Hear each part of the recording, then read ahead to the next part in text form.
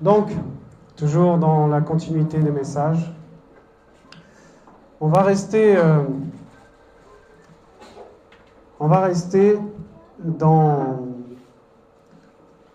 dans un sujet, en fait, qui nous a fait défaut depuis qu'on est arrivé et qui a conduit à ce qu'on a pu vivre ensemble.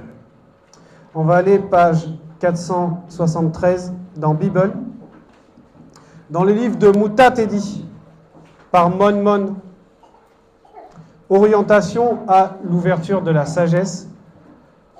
Donc on est dans le chapitre 3. Le titre du passage qu'on va évoquer, c'est l'humilité. Eh oui, l'humilité. Comme vous le savez, l'humilité, c'est une entité. Et ici, on va voir un petit peu ce qui nous a manqué, en fait, dans cette semaine. Parce que l'humilité a plusieurs facettes. Et là, dans ce passage précisément, le titre du chapitre 3, c'est « Parents et enfants ». En gros, ça représente deux états de conscience. Ça représente l'aîné et celui qui lui est inférieur. Ça représente celui qui a de l'expérience, celui qui en a moins.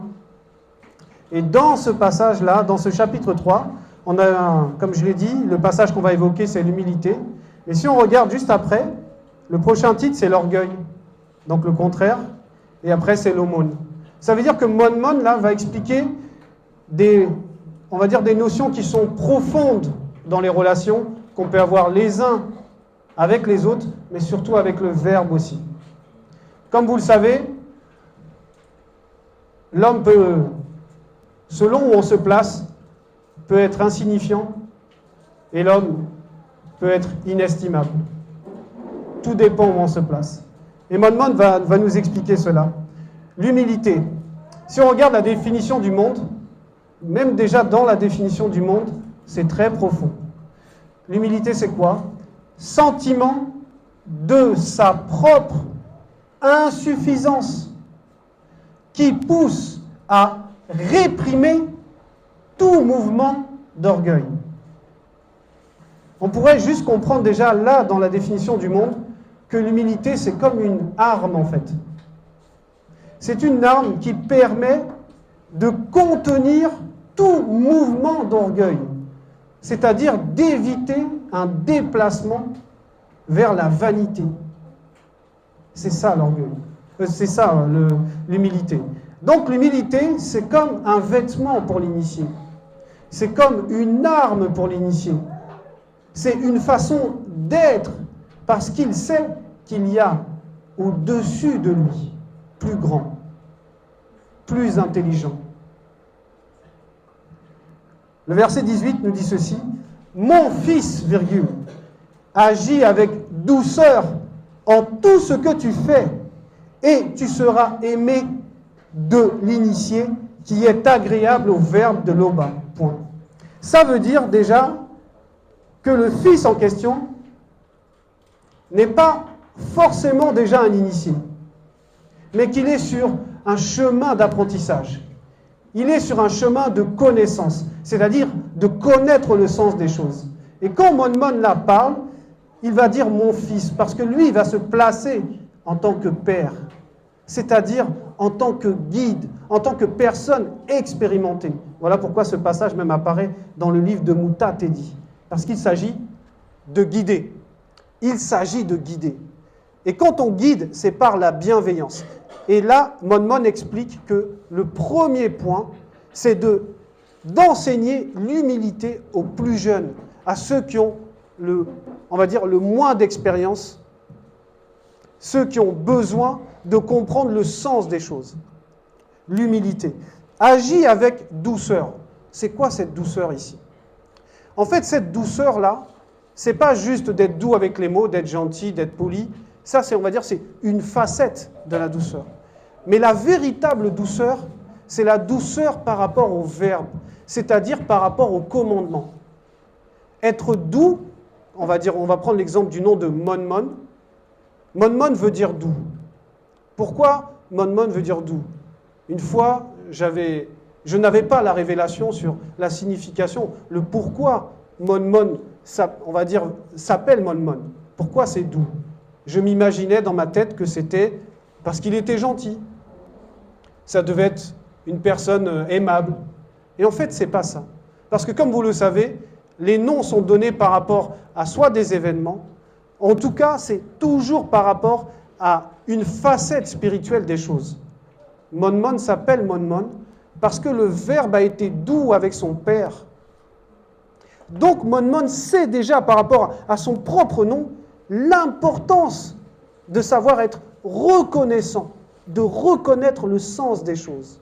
Donc Mon va naturellement amener les gens vers la douceur, parce que le Verbe a déjà été doux avec son Père, et maintenant la douceur que nous devons manifester lorsqu'on reçoit l'enseignement, c'est d'être, on va dire, sage, agréable aux lois du Verbe, aux préceptes du Verbe, les accueillir avec douceur. Donc, on est déjà dans quelque chose de très profond dans ce premier verset. Je relis, mon fils, virgule. Donc, il y a déjà ce sentiment de proximité, de considération. Agis avec douceur en tout ce que tu fais, et tu seras aimé de l'initié qui est agréable au Verbe de Loba. Oui, tu seras aimé de tes frères et sœurs qui marchent comme toi. Oui, tu seras aimé de ton moulédi, parce qu'il verra que l'enseignement porte du fruit à l'intérieur de toi. Oui, tu seras aimé de l'initié, de celui qui a l'expérience, qui a la connaissance, qui est lui-même devenu une loi dans le visible. Verset 19. Plus tu es grand, virgule, plus il te faut être humble. Ça, c'est des paroles d'un père envers son fils. Ça, c'est juste magnifique. Plus tu es grand, virgule, plus il te faut être humble. On comprend un tout petit peu ce que peut représenter un dépouillement. Le dépouillement du premier-né à son époque, le dépouillement du deuxième-né. Plus tu es grand, plus il te faut être humble. Et derrière cette humilité, c'est l'obéissance. Il faut bien comprendre ce qu'est l'obéissance, comme le Mouledi a fait l'enseignement déjà tout à l'heure, la désobéissance, pardon. L'obéissance, c'est très important. Il n'y aura pas, et il n'y a pas, et il n'y a jamais eu plus obéissant que le premier-né et le deuxième-né.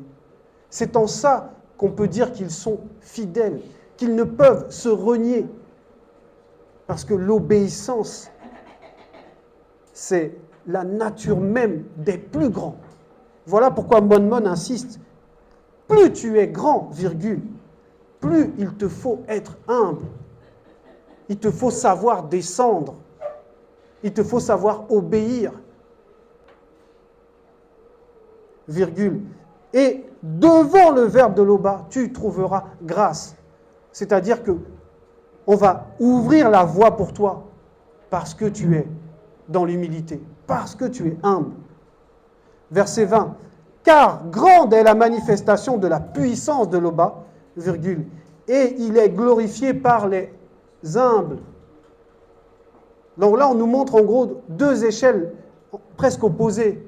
La manifestation de la grandeur, de la puissance, mais par des personnes complètement humbles.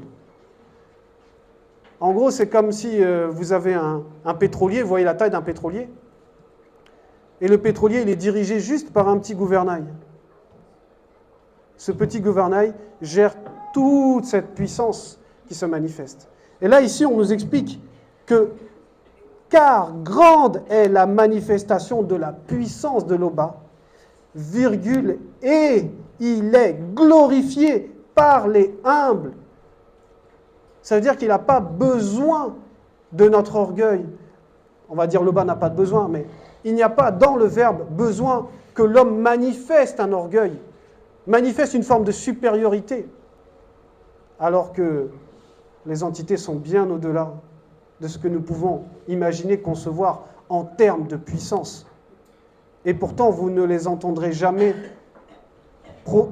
porter des propos injurieux contre le premier déchu.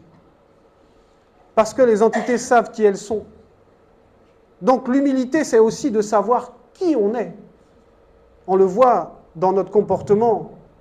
On peut manquer d'humilité lorsqu'on n'écoute pas, lorsqu'on ne prête pas attention ça ouvre la porte à la désobéissance, à aller dans un sens contraire à ce que nous avons réellement besoin de manifester pour glorifier l'Oba. Parce que c'est ce qu'on nous dit, les humbles glorifient l'Oba. Verset 21, ce qui est trop difficile pour toi, virgule, ne le recherche pas, virgule. Ce qui est au-dessus de tes forces, virgule, ne l'examine pas, point. Qu'est-ce que ça veut dire? On va prendre l'exemple d'un homme qui veut une femme qui n'est pas du tout à sa portée. Une femme qu'il voit dans les films, à la télé, qui est dans une autre réalité que lui, qui est actrice. Et lui, il va s'efforcer, il va essayer de toutes ses forces d'imaginer qu'il pourrait un jour la voir, elle. Et ces propos sont importants parce que Mon, là, parle à quelqu'un qui est en train d'acquérir de l'expérience, à un jeune, en fait, en lui disant, la réalité se construit petit à petit avec des choses qui sont proches de toi. De ne pas aller trop loin dans l'imagination, dans le désir, dans les pensées, mais de bâtir sur le solide, de bâtir sur le dépôt, de bâtir sur la fondation, le fondement. Quel verbe! Parce que tout cela, tout ce chemin qu'on parcourt avec l'humilité doit nous amener à comprendre ce qu'est la sagesse. Ce qu'est la sagesse. Verset 22. Réfléchis sur les commandements qui t'ont été donnés, virgule. Oui, là, tu dois laisser ce qui n'est pas à ta portée, qui va être issu d'une forme de vanité, mais tu dois t'appuyer sur la réflexion. Tu dois t'appuyer sur l'intelligence, tu dois t'appuyer sur la sagesse. Tu dois utiliser ton discernement. Réfléchis sur quoi? Sur les commandements qui t'ont été donnés, virgule. Eh oui. Et les commandements, c'est aussi les conseils. Vous le ressentez peut-être. De plus en plus, comme nous avançons dans cette marche, nous sommes aussi sanctionnés directement lorsque nous dévions. Eh oui, parce qu'on s'approche de ce qui est sacré, on s'approche de cette unité qui est ébassie, on s'approche de la fusion, donc il faut qu'on fasse très attention aux commandements, qu'on fasse très attention aux règles qui régissent notre groupe, aux règles qui régissent notre présence ici, et qu'on ait effectivement un comportement respectueux les uns envers les autres, et surtout envers la présence du visiteur. Virgule, tu n'as pas besoin des choses cachées en tant que non-initié. Oui, parce que comme vous le savez, les choses révélées sont aux initiés. Donc, lorsque tu n'es pas dans l'initiation, on ne va pas te révéler, parce que tu n'en as pas besoin, parce que tu n'es pas venu avec l'humilité. Donc, qu'est-ce que tu vas faire d'un bagage aussi précieux que la connaissance de la vérité lorsqu'il n'y a pas l'humilité qui t'accompagne? Parce qu'avant de connaître la gloire, on passe par le chemin de l'entité de l'humilité. Et l'humilité, c'est savoir rester à sa place, savoir rester comme des enfants, toujours vouloir apprendre et obéir. Parce que, malheureusement, nous n'avons pas la vision. Et heureusement, le deuxième né est avec nous pour nous ouvrir le chemin de la vision, parce qu'il est la vision. Verset 23. Ne t'acharne pas à des œuvres qui te dépassent, point virgule. Oui, si tu n'as pas d'expérience dans la construction d'une maison, ne te mets pas à acheter des parpaings, du ciment, des fers, et à faire toi-même selon ce que tu as vu juste sur Internet. Il faut une expertise aux choses, il faut de l'expérience pour pouvoir bâtir. Parce que la création, c'est bâtir. Donc il y a des domaines où ton expertise, où tes sensations, tes envies ne peuvent pas te permettre de bâtir soigneusement avec sagesse. Il te faut de l'expertise. Donc il te faut des gens qui ont de la connaissance. Et ta sagesse va te permettre de t'humilier, d'aller frapper à la porte et de dire « j'ai besoin d'aide » ou « je veux apprendre ». Et nous sommes tous ici parce que nous avons le désir d'apprendre, de connaître cette vérité intimement, pas juste à travers le livre, pas juste à travers les révélations, mais de connaître la sainte présence. Et la sainte présence va commencer par l'humilité. Celui qui est humble, c'est celui qui sera élevé. Nous le savons tous. Et c'est parce que c'est juste. C'est complètement juste. Point virgule. Oui. Ce qui t'a déjà été montré est plus que ne peut concevoir l'esprit de l'homme dépourvu de la spiritualité selon le Verbe. Point. Oui, l'enseignement que nous recevons là dépasse toutes les fausses doctrines. Quel que soit le domaine, que ce soit dans la médecine, que ce soit dans la science, quand tu veux l'expliquer, la création, quand tu veux l'expliquer, le Big Bang, quand on vous dit que l'homme descend du singe, ce que nous recevons du Mouledi est bien au-dessus de ça, bien au-delà même de ça. La puissance est dans la connaissance. Et maintenant, acquérir la connaissance requiert le fait qu'on accepte de ne pas savoir. C'est ce qu'on appelle l'humilité.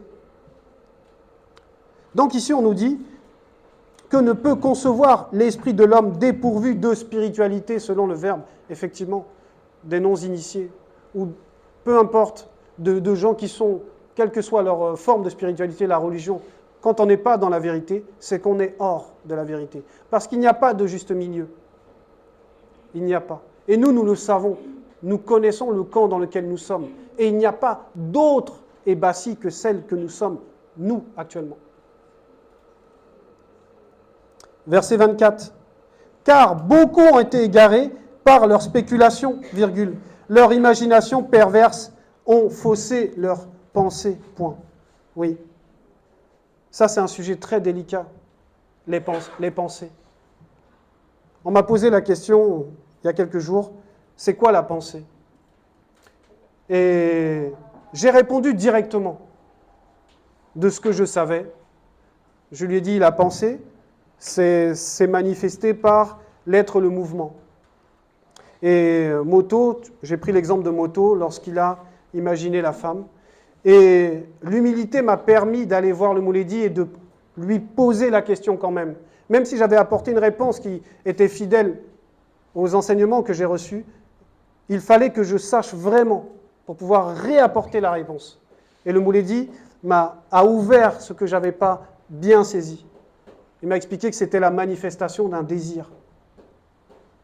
La pensée, elle peut se manifester de différentes manières, elle peut prendre même la forme d'une image, mais à la base, c'est la manifestation d'un désir. Même tout à l'heure, je suis parti demander, pour cet enseignement, je suis parti demander un éclairage au Mouledi. Parce que l'humilité, c'est ça, c'est accepter qu'on ne sait pas. Et ça nous arrive à tous d'être en face de personnes, de vouloir parler du Verbe, on est tellement content, et la personne nous pose une question et on ne sait pas, on ne connaît pas la réponse, on n'est pas sûr. Et on va quand même forcer, parce qu'on ne veut pas montrer qu'on ne sait pas. Et là, on manque d'humilité. Alors que le Verbe a réponse à tout. C'est pour ça que c'est important de poser des questions. Celui qui pose des questions, c'est parce qu'il a déjà accepté qu'il ne sait pas et qu'il va avoir la réponse. Donc, il est en train de manifester sa foi en l'Oba. Parce qu'il pose juste une question. Et on va prendre cet exemple pour montrer, puisque là on nous dit, car beaucoup ont été égarés par leur spéculation. Bon, vous savez ce que c'est la spéculation? Ok. Bon, la spéculation, c'est un terme qu'on connaît à cause de la bourse. C'est-à-dire que on va imaginer que le prix d'une action va changer à cause d'un événement dans le pays, et on va soit vendre les actions avant que l'événement, enfin que le prix change trop vite, ou on va acheter. Ça veut dire en fait qu'on est en train d'anticiper sur quelque chose. Mais ça, c'est, on va dire, le terme de la spéculation par rapport à l'économie. Mais le vrai terme, la vraie essence même de spéculation, c'est théorie. C'est thèse, hypothèse. Ça veut dire que ça ne s'appuie pas sur la vérité, mais sur une sensation. Voilà pourquoi on nous dit « Car beaucoup ont été égarés par leur spéculation, par leur thèse, par leur théorie. » Comme ce faux pasteur qui vient dire que c'est marqué nulle part dans la Bible que c'est interdit directement homme avec homme. Pour lui, c'est ça. Donc, vous voyez que le monde fonctionne, lorsqu'on n'est pas dans la vérité, ne peut fonctionner qu'à partir de théories, de thèses. Comme de dire, oui, la Terre a 15 milliards d'années. On fait selon la théorie, selon la thèse, selon nos calculs, et on part de ça pour en faire une vérité, la mettre dans les livres et le faire apprendre à des gens. Alors que ce n'est pas la vérité. Donc, à partir du moment où on s'appuie sur notre propre raisonnement, on est dans une forme de thèse, on est dans une forme de théorie, on est dans une forme de spéculation, alors que nous avons de quoi avoir la réponse véritable. Donc l'humilité commence déjà par oser poser des questions sans honte. Vouloir sortir de la thèse, de la théorie, de « Ah, moi j'ai compris, non, t'inquiète pas, je maîtrise là, je vais aller nager là-bas, j'ai déjà fait, je connais, c'est bon. » On te dit « Non, reste là. » « Non, je maîtrise, t'inquiète pas. » On est dans la théorie. Donc celui qui veut connaître va accepter qu'il ne connaît pas d'abord. Car beaucoup ont été égarés par leur spéculation, leur imagination perverse ont faussé leurs pensées. On va aller dans le livre d'Enoch.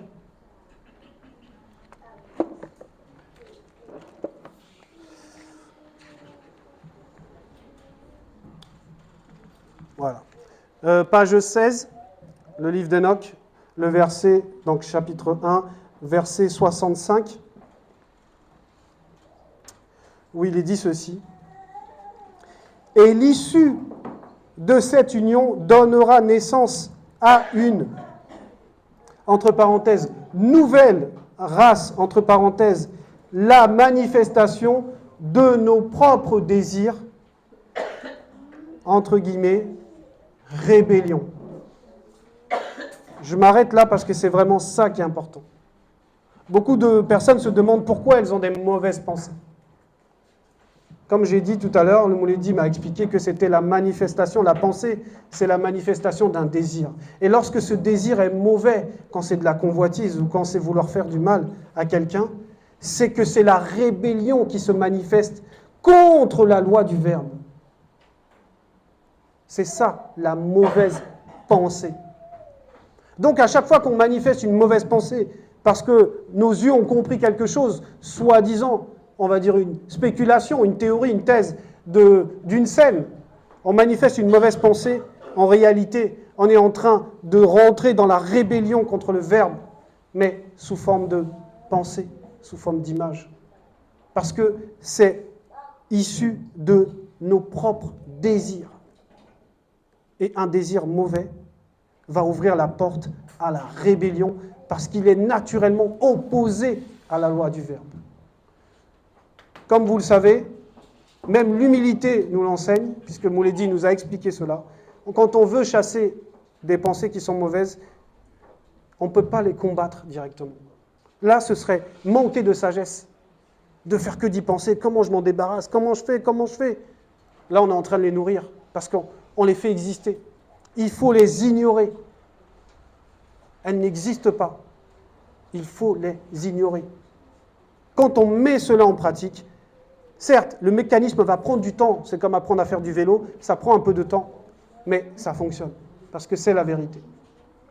Donc voilà, c'était l'enseignement. Si vous avez des questions, vous pouvez les poser.